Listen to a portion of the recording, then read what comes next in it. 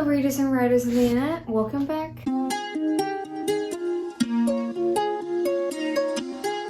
So this is going to be an April wrap up and then a May TBR because it's basically the same thing. I don't want to bore you guys with like posting two videos, so I'm just going to combine them.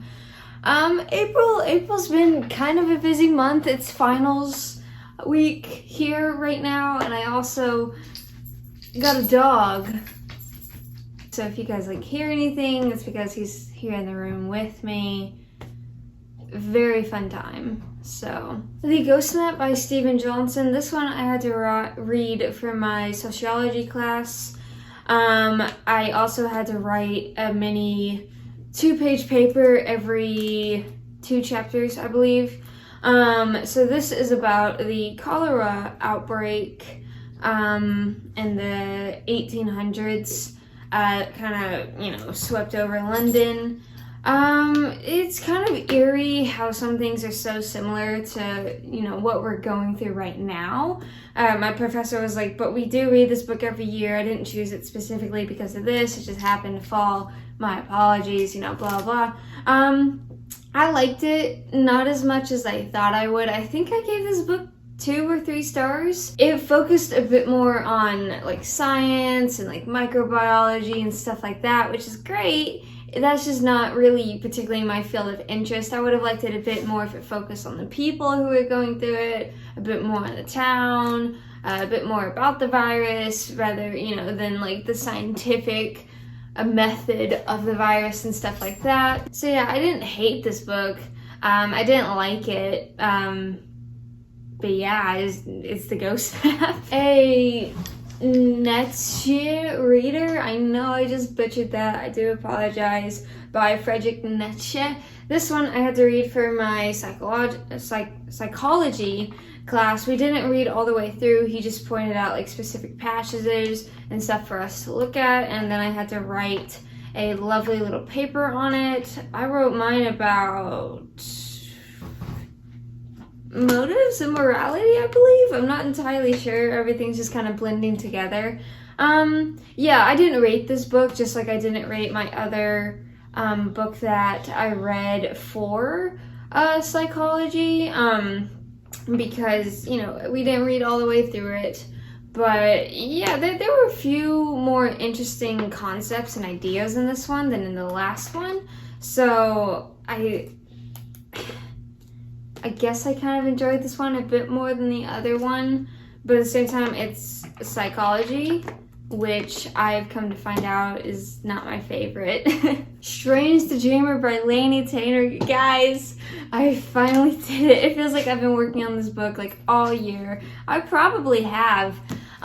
This one, it didn't blow me away like it blew other people away. I wasn't disappointed in the book, but more so disappointed that the same effect that it had on other people didn't really have on me, if that makes any sense at all. I enjoyed this book. I did. I think I gave it like 4 stars. Did I love it? No. Did I even love the characters? Not particularly. I really liked them, but they're not like a Kaz Breaker or like the Darkling for me, or even Victor from Vicious. They're not, I'm not like, oh my gosh, I love them so much. I'm like, yeah, these are really cool people. I really vibe with them. This is great. This is fun. Very cool. I think my favorite thing about this book was A, the way it was written. Laini Taylor just has like a way with words, especially in this book. And then B, the ideas and concepts in this book. It was very unique and very refreshing. It does like recycle a few ideas such as like gods, and stuff like that, but the way it does it is like a fresh take on it, which I really, really, really enjoyed. I don't know, like the main romance in here, it was cute, but I didn't all the way fall for it because it was kind of instant. It wasn't instant, but it was kind of an instant romance. And then the main villain Minya, I didn't sympathize with her as I think Laini Taylor was wanting me to. She just wasn't my favorite. I didn't really care about her. I was like, no, this is a bad person. I really don't feel anything for her.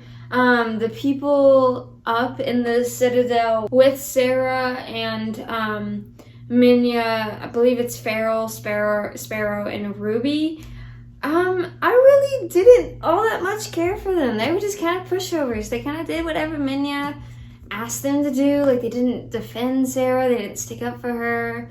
It was kind of annoying. Like, they would go off and do their own things and kind of pout about, like, not being able to do anything. Sorry, I think that's my dog. It is my dog. Sorry if there was a weird cut. My dog was making a lot of noise because I wasn't paying attention to him. So I had to go grab something for him. And sorry if you can hear him because he's now chewing on a toy. My apologies.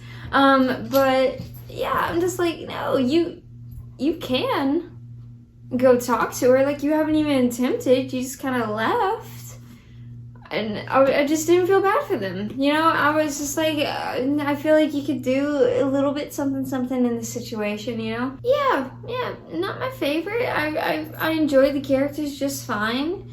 The plot I liked. Oh, the twist. I will say this, though. The twist I did see coming from a mile away. I'm not sure if it was even supposed to really be a twist.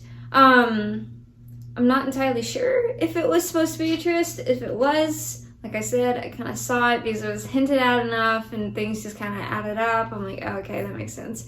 But yeah, it was, you know, nonetheless, still pretty cool twist. And I like the relationship between the twist without giving anything away. The sequel to this is Muse of Nightmares. I'm not sure if I'm gonna be reading the sequel.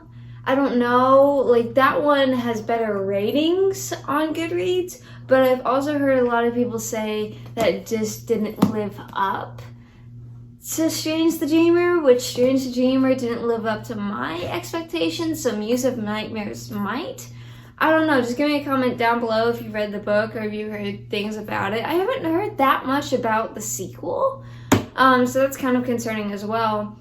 But after reading this book, I will say this, I do kind of want to read, what is it? It's Gods and Monsters? Is that it? By Lady Taylor? I don't know. It was on a list of like books that I never said I would read. I think I put her on like the maybe section. But yeah, like after reading this, I'm like kind of interested, and those books got like a new cover. I'm just like, those covers are beautiful. Might as well give it a shot, but first I need to get through all these. Pride and Prejudice by Jane Austen. This one we had to read for English class. This one was kind of like a rush reading because it was like literally the last week of school. So we like thoroughly read a good chunk of the book, and he's like, here are the main chapters to focus on, just read those and we'll talk about them. So yeah, this book I gave 3 stars, and I actually pondered about this rating for a while because like I really was not excited to read this book, but I kind of liked it. Not my favorite. That's why I gave it 3 stars. It was like in the middle of the road for me. I kind of like some aspects of it, but it's like a pure romance, and it's written a while ago, so like some things are weird. I'm just like, okay. But yeah, like it's not terrible. I didn't hate it, but I didn't love it.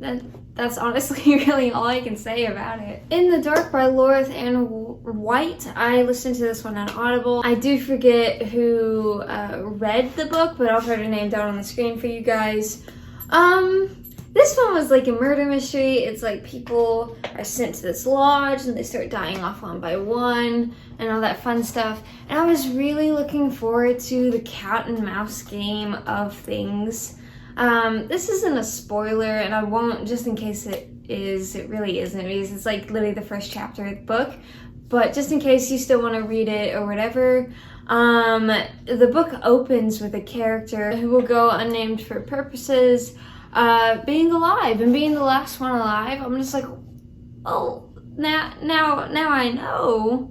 And that really only leaves like one option. So I had this mystery figured out relatively early. It was kind of obvious. Again, I'm not sure if this was supposed to be a big twist. I'm not sure if it was one of those mysteries where more so the characters are supposed to be like left in the dark and the reader's like, oh, it makes sense, and then they start like fearing for the other characters because they know who's bad, or what. I'm not entirely sure. This one was kind of obvious.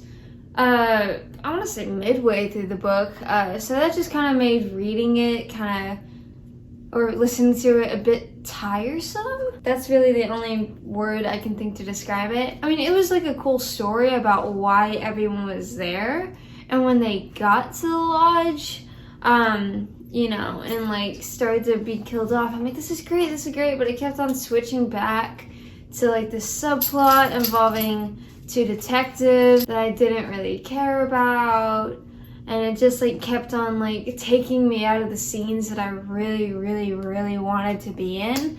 That was a shame. And then it gets to the point in the story, and this isn't a spoiler, but like the detectives catch up to current time, and then they just find,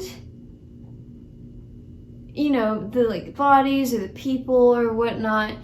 They find them like in current time, and you're just like, I missed so much. So then the rest of the story basically leaves off with like 3 people dying, and leaves with that off, and then it like switches to the present, and you're just like, well, now I have to listen to the rest of the people's stories through flashback, which isn't really what I wanted to do particularly. And I understand why it happened because of the person who is the killer. I understand, like, you know, putting that in front would have spoiled things. But then again, there were also quite a few killings where people would just like say, you, and then they'd be dead. So you can, you know, present the killer without people knowing, but at the end when everyone's dying, it's kind of obvious. So I get why it was done. It was just kind of annoying that it happened so soon when I was really, really, really getting invested, and it was like, nope, we're gonna switch to the present. Here you go, here's your survivor.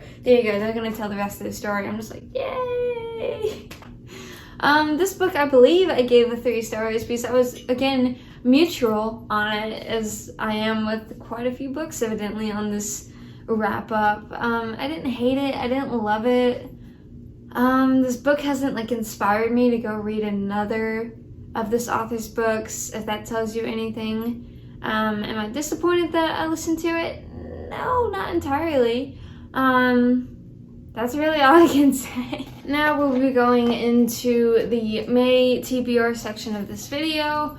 It's kind of just a repeat. I'll just go through it. I won't even really do like synopsises or anything. So it's gonna be fun. It's gonna be great. We Hunt the Flame by Hafsa Fazel. I am a bit farther in this book than I was last time. I honestly considered DNFing this book about, I don't know, chapter 5 or 6, honestly, if that tells you anything, but I didn't. I'm like, no, we're so early in the book, just give it a chance. Give it a chance. And I'm kind of starting to fall into the groove, I believe, of this book. Quite honestly, though, I don't care for the main character of Saphira. I actually really like the character of Nazir, and he's like the crown prince. That's the reason why I continued to read this book. I'm like, I like him. I kind of like what's going on with him a bit more than the main character. The main character isn't my favorite. There are a few things that have happened that are just kind of annoyed me. I'm like, okay, I don't care. But with Nazir, there's quite a bit where like it does really matter and pertain. And you're just like, yes, this builds the character. Whereas some things that happen to Saphira, you're just like, this doesn't help anything. I don't really care. Why is this in here? You know, stuff like that. So this might end up becoming a DNF, but like I said, I'm kind of getting into the groove of the book, so it maybe not, I don't know. The one thing that I have found is not confusing, I just like saw it, I'm like, oh, that's kind of weird, is that the title, We Hunt the Flame, leads me to believe this is written in first person multiple. For those of you who don't know, that just means that the chapters rotate between the main characters in first person. Nemesis is an example of that. It rotates between two perspectives, both in first person. So I'm like, oh, okay, cool. And this is a third person multiple. And again, for those of you who don't know, that just means that it rotates between two or more characters in third person perspective. So using we, they, those pronouns. And so I was like, that's kind of weird that, you know, this is kind of a nitpick, and I honestly don't care. I just thought it was kind of weird, I guess, that we should be they hunt the flame, not we, because this isn't from their perspectives really. It's from a third person perspective. So yeah, that's really all I have to say. Aren't I Fun? Fury Born by Claire Lagarde. You guys, I finally started it. I'm kind of decently through the book. I've read like that much of it. I will say this though, and I can't remember which character everyone kind of thought was like annoying in this book. I'm not gonna lie to you guys, right now, as of right now, I find them both relatively annoying. On the one hand, you have Raelle, who's like been sheltered by her father, and she's like, I can do more, I'm independent, blah blah blah. I'm just like, good for you, honey, good for you.